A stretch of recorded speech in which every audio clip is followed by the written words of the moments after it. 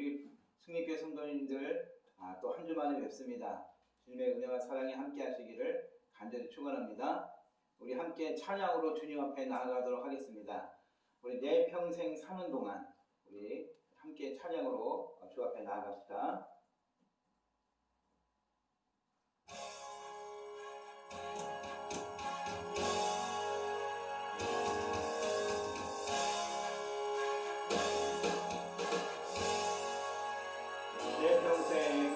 내 평생 사는 동안 주 찬양하리.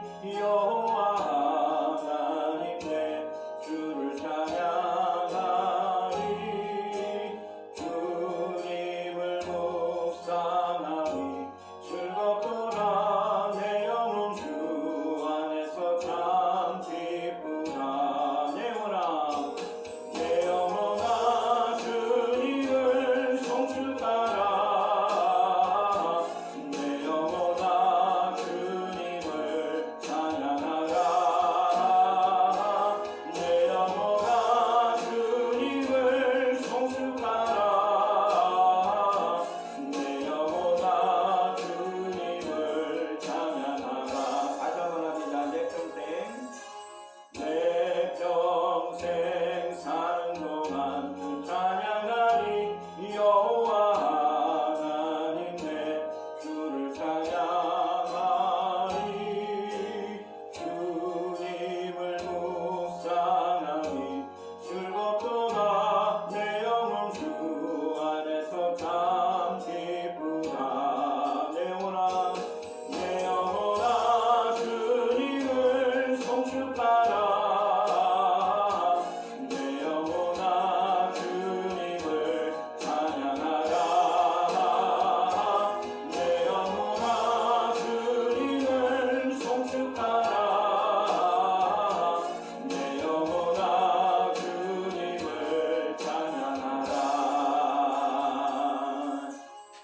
이 시간 우리 함께 기도하겠습니다. 하나님, 대강절을 통해 우리에게 찾아오시는 주님을 기다립니다. 이 시간을 통해 우리를 위해 이 땅에 오신 주님을 더 깊이 경험할 수 있는 시간 되게 도와주시옵시고, 특히 오늘 예배가 하나님께 진정한 기쁨과 우리에겐 소망이 되는 귀한 예배 될 수 있도록 인도하여 주시옵소서. 우리 통성으로 함께 기도하겠습니다.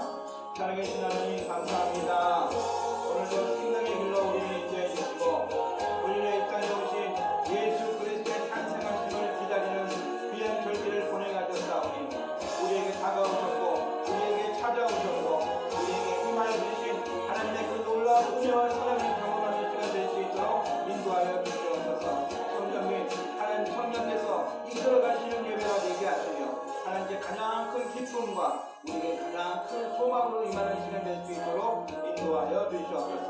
함께 해주시기를 간절히 원하오며 예수님의 이름으로 기도합니다. 아멘. 대강절입니다. 오늘은 성탄 찬양을 하려고 합니다. 우리 어렸을 적의 그 기쁜 마음, 그 소망하는 그 마음을 우리 목소리를 담아 하나님께 드립시다. 우리 참 반가운 성도여, 우리 함께 찬양하겠습니다.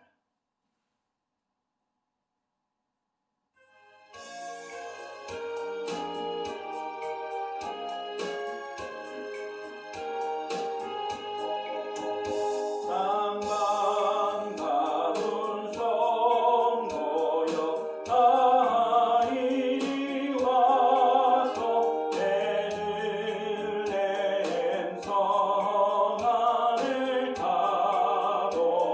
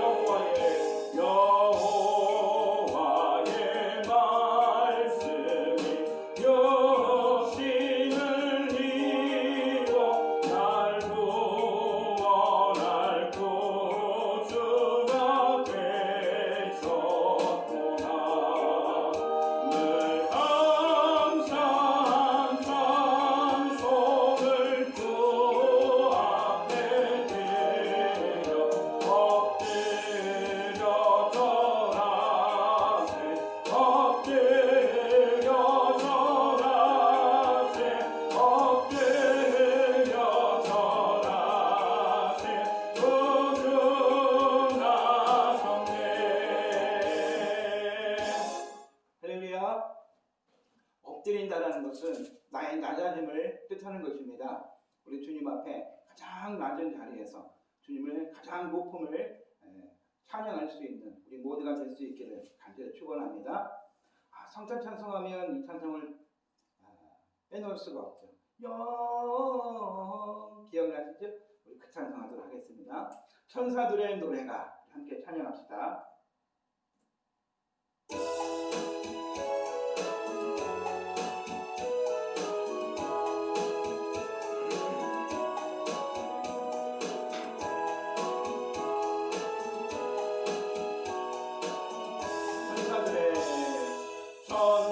천사들의 노래가 하늘에서 들리니 산과 들이 기뻐서 메아리 저울린다.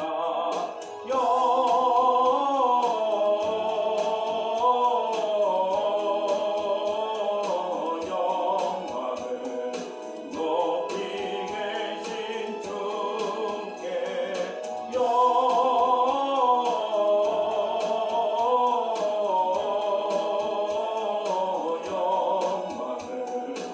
높이 계신 주님께 한밤중에 목자들 양떼들을 지킬 때 아름다운 노래가 성하게 들린다. 영광을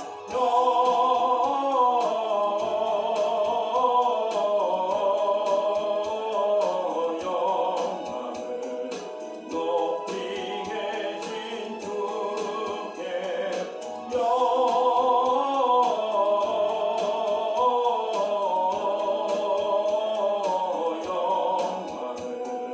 높이 계신 주님께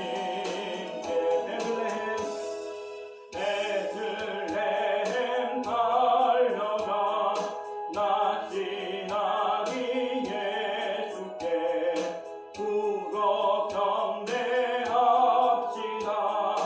탄생하신 아기께 영광을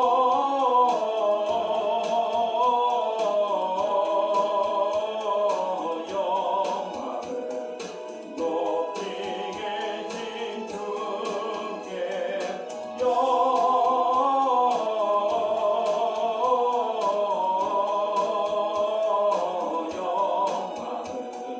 높이 계신 주님께 부유 안에 놓이신 어린 아기 예수께 우리들도 다 함께 기쁜 찬송 부르자. 영광을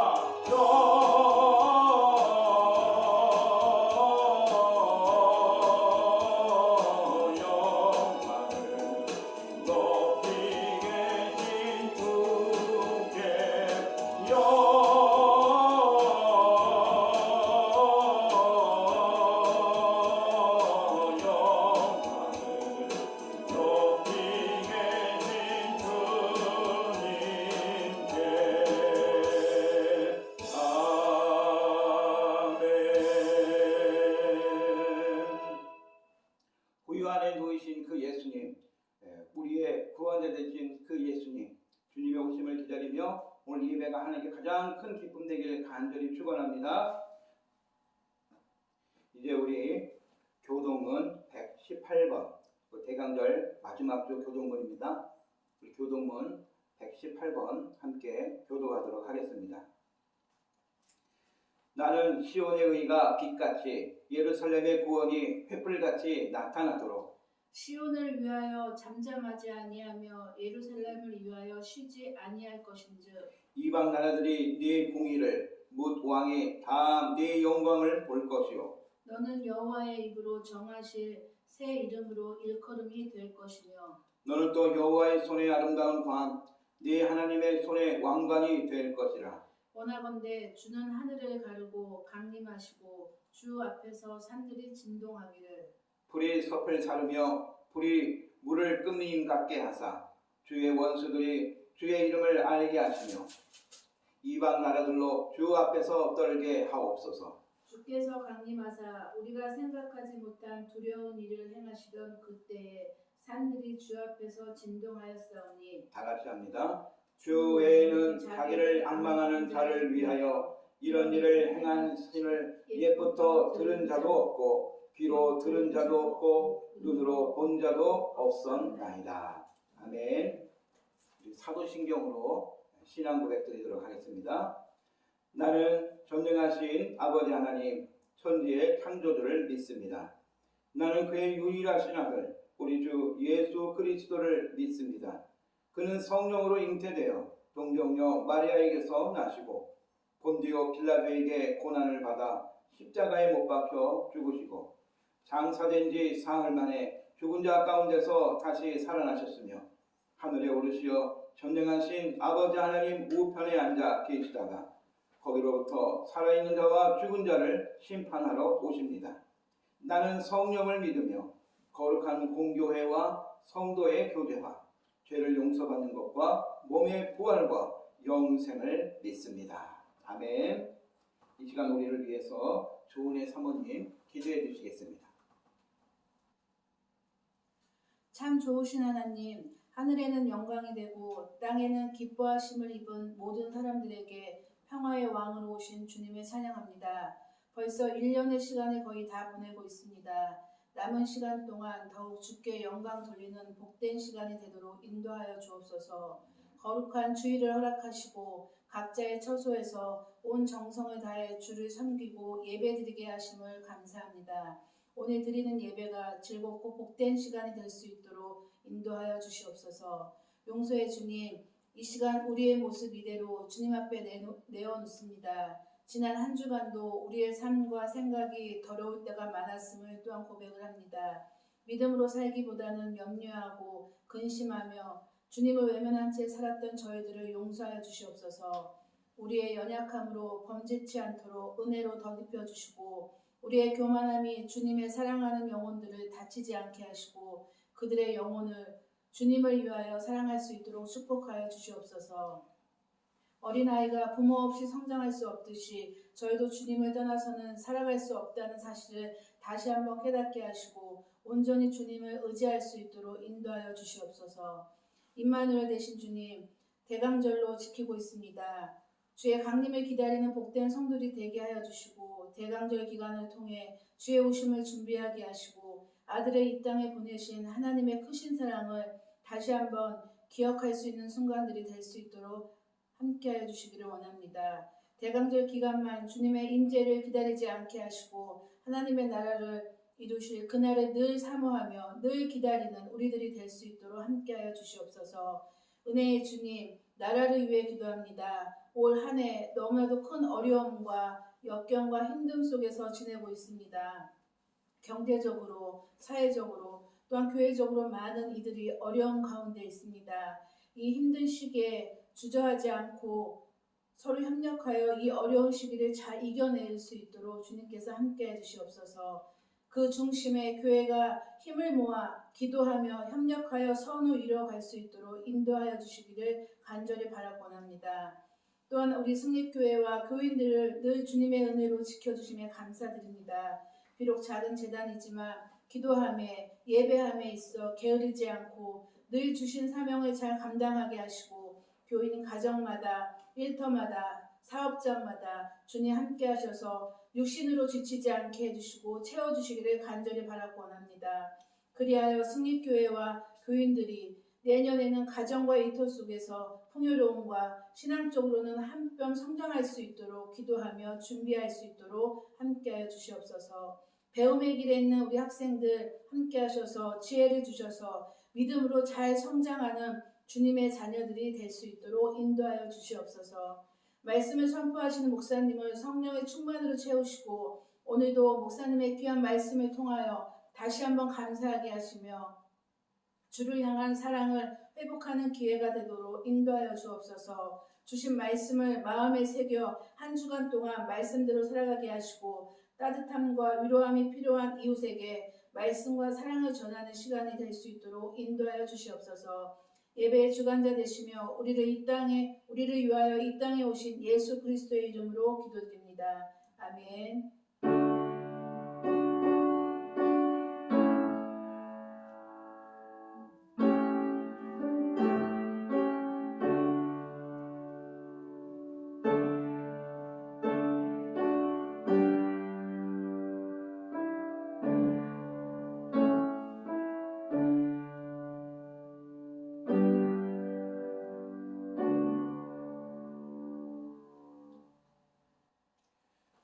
교회 소식 전해드리도록 하겠습니다. 함께 예배드리는 우리 승리교회 성도님들 주 이름으로 축복합니다. 오늘은 이름을 한번 다 불러보려고 합니다. 우리 먼 곳에 각자의 자리에 계시겠지만 한번 인사 나눠볼게요. 우리 김정근 원로 목사님, 김가비 사모님, 우리 전인수 장로님, 우정길 집사님, 우리 김경철 조혜선 집사님, 이경숙 집사님, 박금석 성도님, 정옥이 원로 권사님, 이수경 전도사님, 조은혜 사모님, 그리고 우리 학생부 은서, 진서, 주은이, 영서 주의 이름으로 사랑하고 축복합니다. 우리 각자 일단 손 한번 흔들어 볼게요. 할렐루야. 여러분 손길이 다 보입니다. 코로나19 연일 계속되죠. 12월 마지막 주까지는 온라인으로 예배를 드리게 되는데 모두 힘듭니다. 많이 힘들지만 그래도 우리가 최선을 다해서 이 코로나가 빨리 소멸될 수 있도록 여러분 힘써주시고 개인 방역에 무엇보다 힘쓰실 뿐만 아니라 또 예배 생활에 소홀함이 없도록 묵상 말씀과 또 기도 생활을 계속해서 해주시기를 부탁드리고요.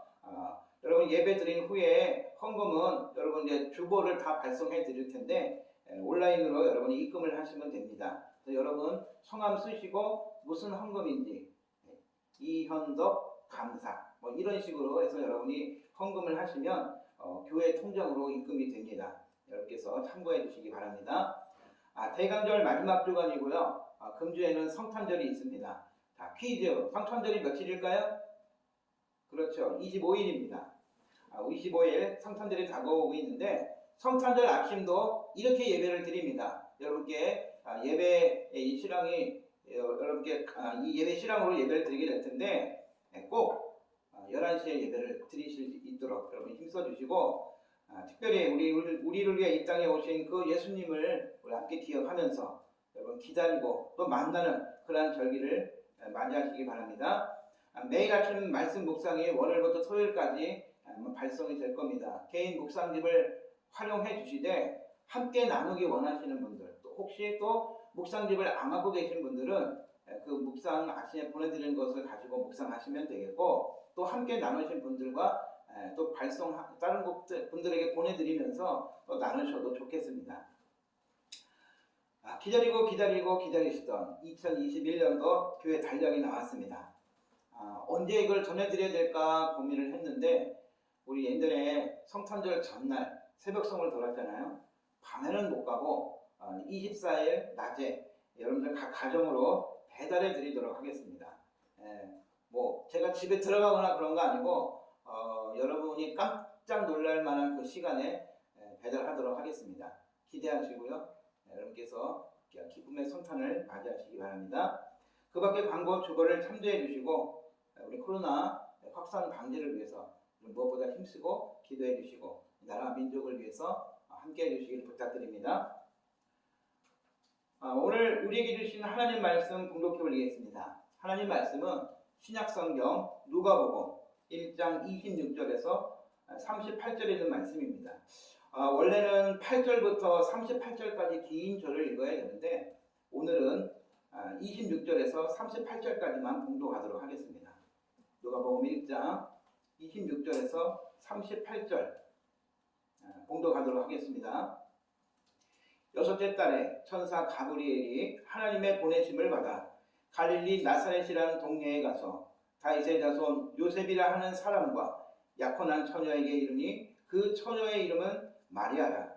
그에게 들어가 이르되 은혜를 받은 자여 평안할지어다. 주께서 너와 함께 하시도다 하니 전하가 그 말을 듣고 놀라 이런 인사가 어찌함인가 생각하며 천사가 이르되 여자여 무서워하지 말라. 네가 하나님께 은혜를 입었느니라. 보라 네가 잉태하여 아들을 낳으리니 그 이름을 예수라 하라. 그가 큰 자가 되고 지극히 높으신 이의 아들이라 일컬어질 것이요 주 하나님께서 그 조상 다윗의 왕위를 그에게 주시리니 영원히 야곱의 집을 왕으로 다스릴 것이며 그 나라가 무궁하리라. 마리아가 천사에게 말하되 나는 남자를 알지 못하니 어찌 이 일이 있으리이까. 천사가 대답하여 이르되 성령이 네게 임하시고 지극히 높으신 이의 능력이 너를 덮으시리니 이러므로 낳으실 바 거룩한 이는 하나님의 아들이라 일컬어지리라. 보라 네 친족 엘리사벳도 늙어서 아들을 배었느니라. 본래 임신하지 못한다고 알려지니가 이미 6달이 되었나니 대저 하나님의 모든 말씀은 능하지 못하심이 없느니라. 마리아가 이르되 주의 여종이 오니 말씀대로 내게 이루어지이다 하며 천사가 떠나가니라. 아멘. 예물 드리는 시간입니다. 우리 찬송가 50장 찬송하시면서 각자의 처소에서 하나님께 예물 드리시기 바랍니다.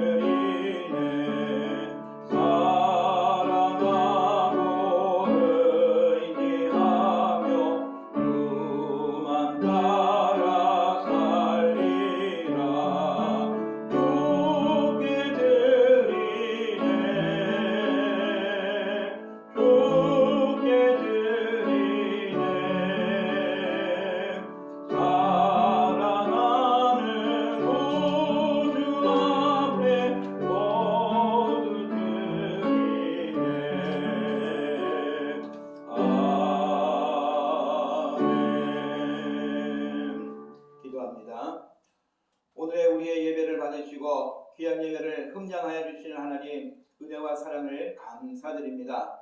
코로나의 역경 속에서도 우리의 생명을 지켜주시고 여러 어려운 풍파 속에서도 주와 함께 동행하게 하여 주시며 하나님 말씀 앞에 설 수 있도록 우리를 이끌어 주시니 감사합니다. 하나님 도움 없이 살아갈 수 없는 우리가 주님께 귀한 예배를 통하여 우리의 마음과 고백을 하나님께 드립니다. 여러 모양으로 드리는 예물을 기억하여 주시옵시고 귀한 것을 하나님께 드리며 우리의 마음과 생각을 하나님께 드리는 이 예물이 하나님께 기쁨이 되게 하시며 또한 우리의 삶에는 늘 주님과 동행하는 믿음의 고백들이 되어질 수 있도록 인도하여 주시옵소서. 기쁨의 성탄을 이제 하나님 기다리고 있습니다. 우리 모두가 그 날을 반기며 우리를 위해 이 땅에 오신 그 예수님과 동행하는 귀한 절기가 될 수 있도록 인도하여 주시옵소서. 이 예물 가운데 또한 이 예물을 드리는 모든 손길 가운데 하나님의 은혜가 함께 하시기를 간절히 소원하오며 예수님의 이름으로 기도합니다. 아멘. 주님의 은혜와 평강이 함께 하시기를 간절히 축원합니다. 모든 사람은 상식을 가지고 삽니다. 상식이라는 것을 국어사전에 찾아보니까 이렇게 나와 있습니다. 일반적인 사람이 다 가지고 있거나 가지고 있어야 할 지식이나 판단력 이렇게 정의를 하고 있습니다. 그래서 상식은 어떤 판단이나 행동을 하는 데 있어서 그 기준이 되어주는 것이죠. 때문에 우리가 상식에 어긋나는 행동을 할 때 사람들은 보통 뭐라고 얘기하느냐? 너 참 어리석다. 너 참 무모하다. 좀 상식적으로 살아봐라. 이렇게 얘기하는 거죠. 또한 상식을 뛰어넘는 일을 만났을 때, 상식적으로 도저히 이해할 수 없는 그런 일을 만났을 때 우리는 그거를 보통 뭐라고 그러냐? 기적이다. 그렇게 부르기도 하는 것입니다. 있을 수 없는 일이라는 거죠. 비상식적인 일이 일어났기 때문인 겁니다.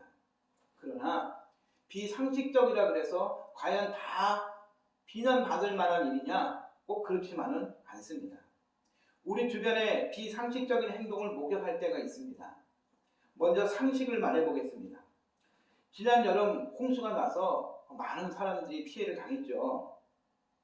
그래서 물이 범람해가지고 땅에 있는 것들이 물에 잠기고 많은 것이 떠내려갔습니다. 그런데 만일 그 상황에 어린 자녀가 물가에 있다가 실수해가지고 그 범람한 물에 떠내려가고 있다고 한번 상상해 보시기 바랍니다. 상황이 굉장히 급합니다. 119를 불러서 소방대원이 오기에는 너무 급박한 상황인 거죠. 기다릴 여유도 없습니다. 그런데 지금 그 자리에는 아이의 어머니가 있습니다. 물에 뛰어들면 어머니도 물에 떠내려갈 판입니다. 여기서 상식은 무엇입니까? 물에 들어가면 어머니도 죽는다인 거죠.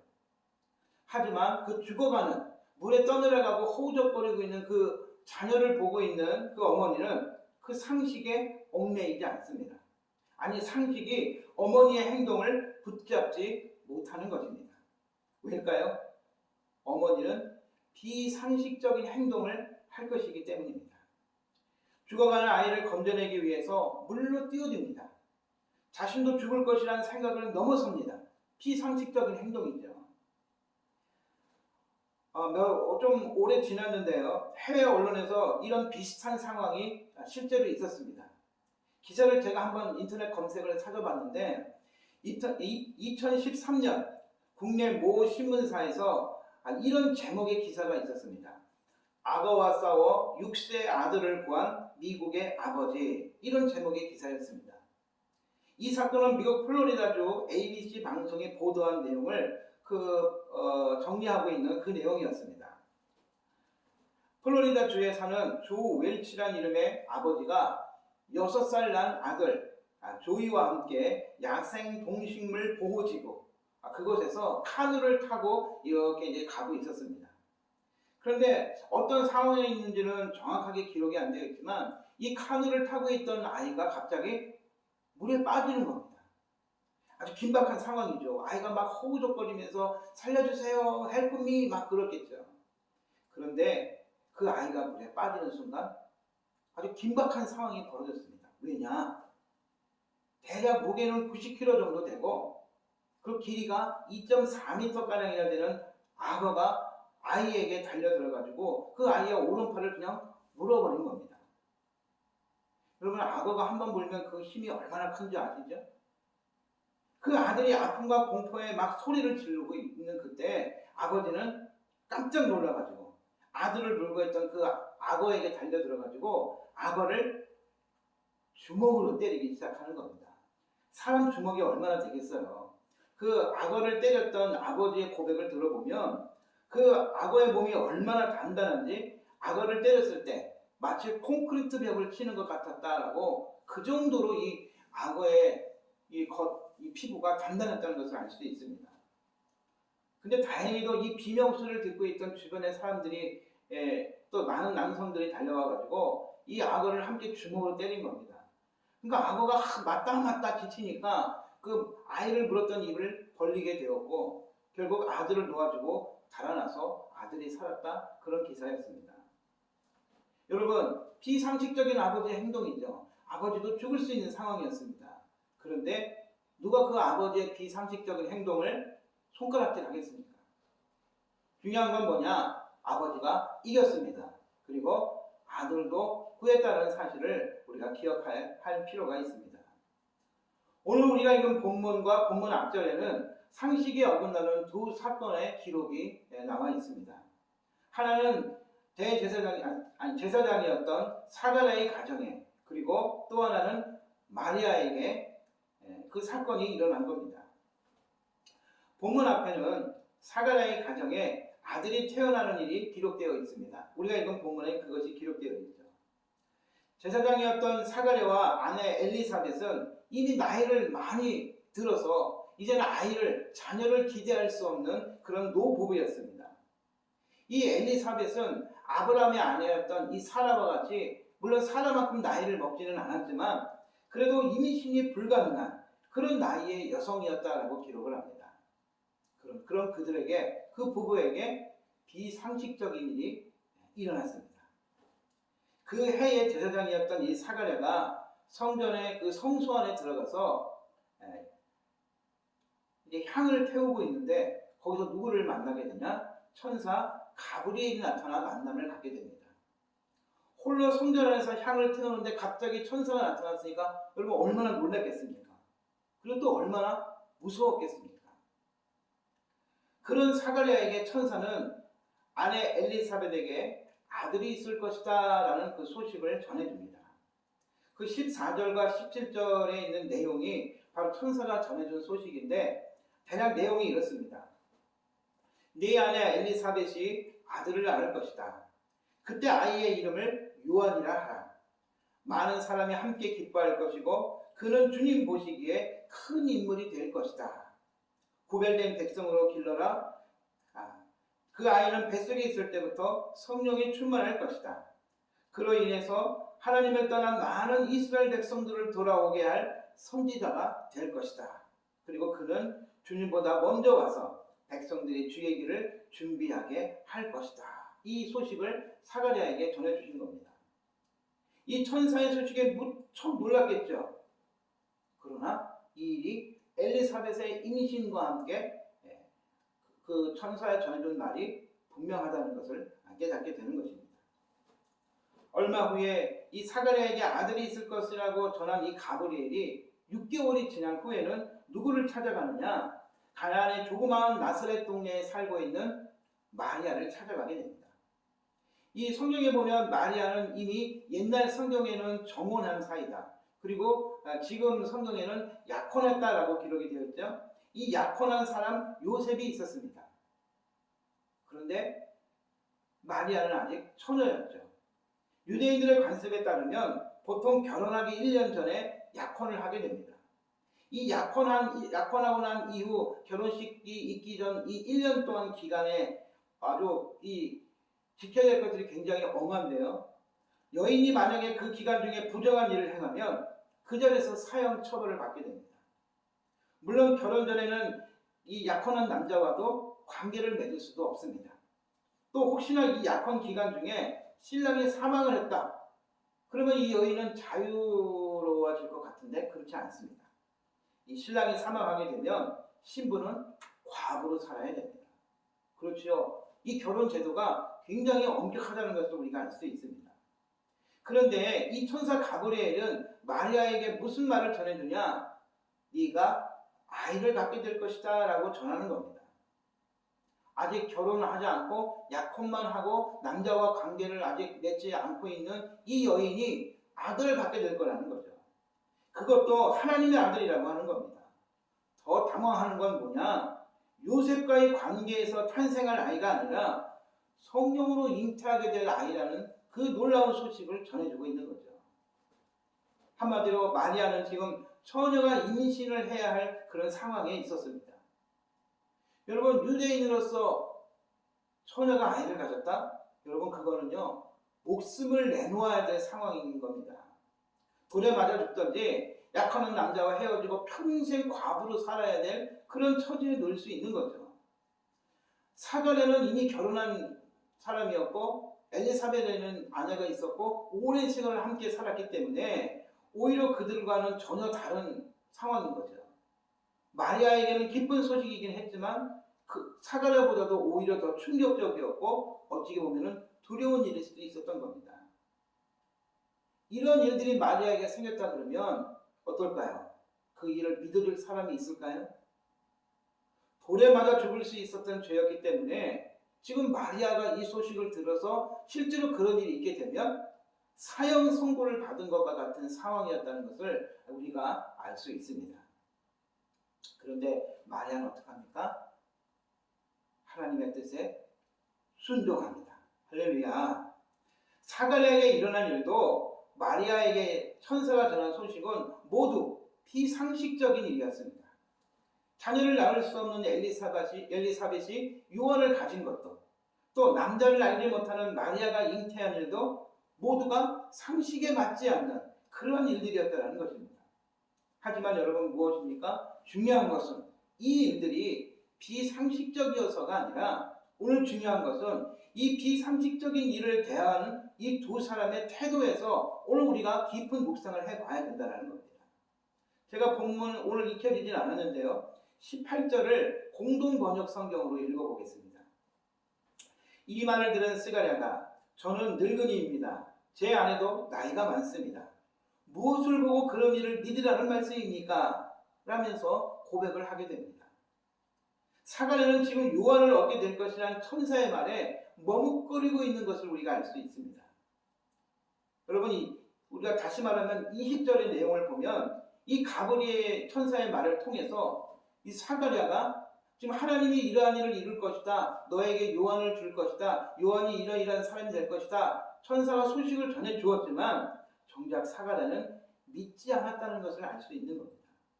그리고 이러한 일이 있을 것이란 표적을, 그러니까 이게 정말 하나님이 하시는 일이 맞는지 아닌지 뭔가 증거를 좀 보여달라고 요구하고 있었던 거죠. 여러분, 상식은 우리가 명확한 판단을 내리는 데 도움을 주지만 상식에만 근거를 두게 되면 비상식적인 일에 있어서는 우리가 한 걸음도 다가설 수 없다는 것을 우리가 기억해야 됩니다. 물론 일반적인 일에는 우리가 보통 상식을 따르긴 하죠. 그런데 만일 앞으로 벌어질 일들이 하나님이 하실 일들, 그가 천사를 보내서 소식을 전하실 때조차도 우리가 상식의 차원에서만 받아들이게 된다면 하나님의 계획과 하나님의 뜻을 깨닫는 데 있어서는 그 상식이 오히려 걸림돌이 된다는 것을 우리가 깨달아야 줄 믿습니다. 하나님의 역사가 항상 상식을 거스리는 것은 아닙니다. 그렇다고 하나님이 상식과는 전혀 반대되는 일 속에서만 하나님이 일을 하신다는 건 아니에요. 그러나 하나님은 상식 너머에서 우리를 초대하십니다. 만일 마리아가 처녀의 몸으로 임신한 사실을 우리가 믿지 못한다면, 남자와의 관계없이 성령으로 임신했다는 것을 우리가 믿지 못한다면, 그녀가 임신한 그 아이가 하나님의 아들이라는 것도 우리가 믿지 못할 것입니다. 왜냐? 모든 것이 비상식적인 일이기 때문인 거죠. 아니, 우리가 살아가는 이 땅에서는 있을 수 없는 일이 일어날 것이기 때문인 겁니다. 여러분, 그러나 이러한 일이 실제로 일어났습니다. 마리아의 임신과 하나님의 아들의 오심은 바로 그렇게 시작되었던 거죠. 천사가 전한 소식은 하나님께서 행하실 일이었습니다. 하지만 사가랴는 이걸 믿지 않았습니다. 마치 아브라함의 아내 사라가 네가 90세에 이삭을 낳게 될 것이다 그 말을 했을 때 핏이 웃었던 것처럼 어떻게 이런 일이 있을 수 있어? 하면서 그가 의심했던 것처럼 이 사가랴도 의심했던 것을 우리가 알 수 있습니다. 여러분, 나의 불가능을 하나님의 불가능인 것처럼 받아들여서는 안 됩니다. 믿음은 그저 아는 데서 그쳐서는 안 되는 것입니다. 하나님께서 당연히 그러한 일을 행하실 수 있는 분이란 그 믿음이 우리에게 있다 하더라도 믿음은 거기서 멈춰선 안 된다는 것입니다. 그런 일이 있겠다 하시면 그 일을 이루기 위한 우리의 순종의 고백이 이어져야 한다는 것입니다. 바로 이것이 진짜 믿음인 것이죠. 하나님을 믿는 믿음이 순종으로 이어지지 못하고 하나님을 의심했던 그 사가랴는 결국 어떻게 됩니까? 요한이 태어날 때까지 말을 못하게 됩니다. 좀 그때 비하하는 말로 벙어리가 되어버린 거죠. 그러나 마리아는 어떻습니까? 마리아는 달랐습니다. 마리아는 모든 불리한 상황에서 듣게 된 소식이었지만 그녀는 천사가 전해준 그 소식, 하나님의 말씀에 순종하게 됩니다. 요셉과 결혼하기 전에 성령에 의해 임신하였다는 것을 믿어줄 사람도 없는 그 상황에서, 사람들에게 돌 맞아 죽을 수 있는 그 상황에서 기껏해야 과부로 살아야 할 수밖에 없는 그런 신사가 될 수 있는 상황에서도 마리아는 하나님이 이루시겠다는 그 일에 처녀의 몸으로 임신하기를 선택합니다. 순종합니다. 여러분, 이것이 믿음입니다. 아멘입니까? 여러분, 여기서 우리가 한 가지 깊은 신학적 의미를 하나 살펴봐야 됩니다. 하나님, 왜 처녀의 몸을 통해서 예수님이 이 땅에 오셔야 했는가? 여러분, 예수님의 출생에는 놀라운 신비와 신학적인 의미가 있습니다. 그것이 무엇이냐? 첫 번째는요, 예수님의 동정녀 탄생은 이미 구약에 예언된 일이었다는 겁니다. 예언의 말씀을 따라 예수님은 처녀의 몸을 통해서 탄생하셨다는 거죠. 오늘 본문에도 나와 있지만 이사야서 7장 14절은 이렇게 기록합니다. 그러므로 주께서 친히 징조를 너희에게 주실 것이라. 보라, 처녀가 잉태하여 아들을 낳을 것이요 그의 이름을 임마누엘이라 하리라. 이 말씀이 예수님에게 있어서 성취되었다는 것, 우리가 여러분 깨달아야 됩니다. 두 번째는요, 인간의 유전을 따라 태어난 것이 아님을 우리에게 증거합니다. 여러분, 사람이 왜 모두가 다 죄인입니까? 유전을 따라 태어나기 때문인 거죠. 모든 사람은 죄인입니다. 죄인은 인간의 죄를 결코 대신할 수 없는 겁니다. 따라서 예수님은 우리와 같은 인간이시지만, 그러나 예수님은 죄가 없으십니다. 왜냐?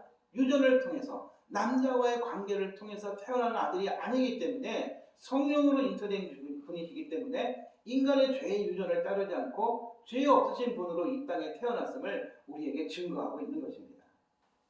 세 번째는요, 예수님의 탄생은 부부의 관계가 아니라, 부부의 노력에 의해서가 아니라 하나님의 능력에 의해, 다시 말하면 하나님의 주도로 구원자를 이 땅에 보내셨다는 것을 증거하고 있는 겁니다. 바로 가브리엘 천사를 통해서 사가랴와 마리아에게 그 소식을 전해준 것이 그 증거가 될 수 있는 겁니다. 어쨌든 결국 예수님은 하나님의 아들로서 우리를 위해 이 땅에 태어나셨습니다. 할렐루야. 이를 우리는 성육신하셨다 이렇게 고백을 합니다. 하나님은 장차 그 예수님을 통하여 우리를 구원하실 것인데 바로 십자가를 통해서 우리를 구원하십니다. 독생자인 예수를 이 땅에 보내심은 그의 죽음을 통하여 인간의 죄의 문제를 해결하시겠다는 하나님의 계획과 섭리가 있음을 우리에게 보여주는 것입니다.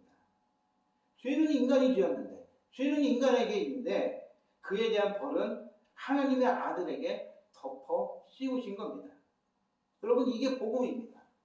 아무런 노력, 아무 일도 하지 않았는데 이 죄의 해결을 위해 아무것도 할 수 없는 우리를 위해서 하나님은 당신의 아들을 이 땅에 태어나게 하셨을 뿐만 아니라 우리의 모든 죄를 그의 아들에게 덮어 씌운 겁니다. 예수님의 탄생과 십자가의 죽음은 하나님께서 계획하셨고 하나님께서 진행하셨고 그리고 하나님께서 결론 내리신 사건임을 우리가 믿어야 됩니다. 이 일은 하나님께서 이미 오래전부터 계획을 하셨었고 그리고 그가 그 일을 이루셨다라고 우리에게 말씀하십니다. 우리를 향한 하나님의 사랑이 얼마나 오래전부터 진행되어 왔는지를 우리가 깨닫게 되는 것이죠. 오늘 마리아는 그런 처녀의 몸으로 성령으로 아들을 갖게 될 것이라는 것, 그 아들이 하나님의 아들이라는 것, 영원한 나라의 왕이 될 것이라는 소식을 듣고 난 후에도 사가랴처럼 의심하기보다는 오히려 이런 일이 어떻게 이루어질 것인가를 그렇게 물으면서 그 역사하시는 방법을 묻고 있습니다. 34절을 보면 이렇게 기록되어 있죠. 나는 남자를 알지 못하니 어찌 이 일이 있으리이까. 그냥 이렇게 표면적으로 들으면 이것이 사가랴처럼 의심하고 있는 것처럼 보일 수 있죠. 그러나 45절에 넘어가서 엘리사벳의 고백을 우리가 한번 보게 되면 마리아가 하나님께서 하실 일에 대한 소식을 듣고 나서 그 모든 것을 믿었다라는 것을 그 엘리사의 고백을 통해서 증거하고 있습니다. 45절을 한번 읽어보겠습니다. 오늘 본문 뒤 45절입니다. 주께서 하실 말씀이 반드시 이루어지리라고 믿은 그 여자에게 복이 있도다. 할렐루야. 마리아는 하나님이 하시겠다는 그 일을 전적으로 받아들이고 있는 겁니다. 그래서 가브리엘 천사는 이 마리아에게 성령이 임할 것을 선포하면서 임신할 수 없었던 나이 많은 친족 이 엘리사벳도 이미 6달 전에 하나님의 능력으로 하나님의 인도하심으로 아이를 갖게 된 것을 증거하면서 마리아 너에게도 놀라운 일이 일어날 거다. 하나님이 놀라운 일을 행할 것이다라는 일에 대한 확증을 보여주게 되는 것입니다. 사랑하는 여러분, 하나님의 모든 말씀은 반드시 이루어집니다. 아멘. 사가랴는 천사의 소식을 듣고 의심을 가졌으나 마리아는 오히려 오늘 뭐라고 고백하느냐? 나는 여종일 뿐입니다. 나는 종입니다. 주인인 당신이 말씀하시면 나는 그저 따를 뿐입니다. 하나님의 말씀대로 내게 이루소서. 순종의 모습을 우리에게 보여줍니다. 여러분 그렇습니다. 하나님은 이 마리아의 순종을 통해서 예수 그리스도께서 이 땅에 태어나도록 하셨습니다. 하나님의 역사는 이와 같이 순종아들을 자를 통해서 이루어집니다. 그 본을 바로 예수님을 통해서 우리에게도 보여주셨습니다. 겟세마네 동산에서 예수님 기도하시죠. 우리가 너무나 잘 아는 예수님의 기도입니다. 뭐라고 말씀하시나요? 하나님 아버지, 이 잔을 내게서 옮겨주시옵소서. 그러나 나의 원대로 하지 마시고 아버지의 원대로 하시옵소서. 순종하시겠다는 거죠. 십자가의 죽음을 앞에 놓고 있었지만 아버지의 말씀이 이루어지기를 원하시는 그 예수님은 그 뜻에 순종하십니다. 하나님이 하시는 일에 대한 이 마리아의 순종을 통해 예수님은 이 땅에 내려오셨고 당신의 순종으로 이 땅에서 죽으셨습니다. 그 순종을 통해 우리를 위한 구원의 역사를 이루어 주셨습니다. 오늘은 대강절 마지막 주간입니다. 그리고 성탄절이 곧 다가옵니다. 우리를 위해 이 땅에 내려오신 예수님, 우리를 위해 십자가 지신 그 예수님의 탄생을 통해서 다시 한번 하나님의 사랑을 발견해야 될 것입니다. 그 하나님의 사랑은 순종하는 이들을 통해서 바로 우리 역사 한가운데 나타났습니다. 성도의 삶이 세상을 향해서 하나님의 사랑이어야 된다면, 세상을 향한 하나님의 사랑을 갖고 있어야 한다면 하나님을 향해서는 언제나 순종의 삶을 살아야 합니다. 그 순종이 바로 이 땅을 변화시키게 될 것입니다. 성탄절을 기다리며 순종하는 우리를 통해서, 저와 여러분을 통해서 이 땅에 하나님의 사랑이 가득 넘쳐날 수 있기를 주의 이름으로 소망합니다. 간절히 축원합니다. 기도합시다. 한 여인의 순종을 통해서 우리를 구원하시기 위해 예수 그리스도를 이 땅에 태어나게 하신 하나님 은혜와 사랑을 감사드립니다. 순종을 통해서 하나님의 역사를 이루어 주심을 다시 한번 말씀을 통해 깨닫습니다. 그리고 여전히 우리를 통해서, 순종하는 우리를 통해서 하나님은 구원의 역사와 하나님의 사랑을 전하기 위해 오늘도 그 순종하는 일을 찾고 계시다는 것을 알게 하시니 또한 감사드립니다. 하나님, 그냥 하나님을 믿는 믿음으로만 그치는 우리의 삶이 아니라 주의 말씀대로 하나님 순종으로 고백하는 우리 믿음의 삶이 될 수 있도록 인도하여 주셔서 우리 순종하는 우리를 통해 하나님의 진리와 하나님의 사랑이 이 땅에 가득함으로 이 땅을 변화시킬 수 있는 귀한 하나님의 사람들이 될 수 있도록 이끌어 주시옵소서. 주께서 함께 하심을 감사드리오며 예수님의 이름으로 기도합니다. 아멘. 이제 우리 다 같이 비전 선언문, 우리 승리교회 비전 선언문 함께 고백하도록 하겠습니다. 함께 선언합니다. 승리교회 비전 선언문. 하나님의 사랑으로 예수님을 만나 믿음과 순종의 삶을 살고 성령 안에서 말씀으로 성숙해져 열방의 복음을 전하는 그리스도인이 된다. 우리 모두 이러한 승리교회 성도들 되길 간절히 축원합니다. 우리 찬송가 505자 우리 파송 찬양 함께 찬양합시다.